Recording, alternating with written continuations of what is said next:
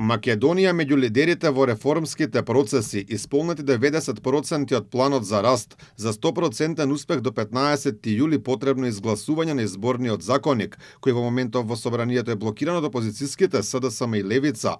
Еврокомесарката за проширување Марта Кос, посредбата со премиерот Христијан Мицкоски во Скопје, повика на консензус меѓу политичките партии со цел носење на овој закон.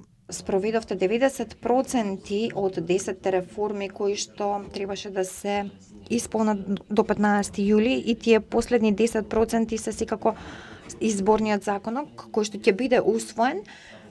И тука ги повикувам сите страни за заеднички меѓупартиски консензус за да може да имаме 100% успех и се надам дека тоа ќе се случи. А кога тоа ќе се случи, тоа ќе биде во полза на државата. Премиерот Мицкоски потенцира дека на измените во изборниот законник се работело со месеци. Текстот бил усогласен меѓу сите партии, но проблемите започнале кога тој пристигнал во собранието. Ја повика опозицијата да усогласи текст кој ќе биде според препораките на ОПСЕ и ОДИХР и да обезбеди гласање на македонците од диаспората. Сега ова што се случува овие неколку дена представува политичка гимнастика. И тоа е, претпоставувам, гимнастика за нивните поддржувачи. Но суштината и вистината е оваа. Се беше договорено, се беше завршено, додека тој предлог не требаше да дојде во парламент. Договорете се вие во опозицијата, дајте ни текст и ние тој текст ќе го прифатиме, нормално со вклучени препораки на ОПСЕ и ОДИХР и гласање на диаспората. Еве, како тие ќе кажат, така ние ќе прифатиме. Кос потенцираше дека Македонија ќе добие 4 милиони евра само од евентуалното изгласување на изборниот законник во текот на нареднава недела, што е дел од пакетот предвидени 750 милиони евра. Ова не е некакво милосрдие.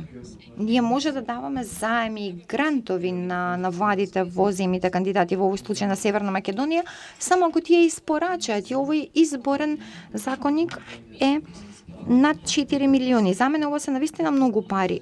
750 милиони се за земјата и владата ќе го добие тоа откако ќе ги испорачаат реформите. И владата може да ги искористи тие пари за граѓаните.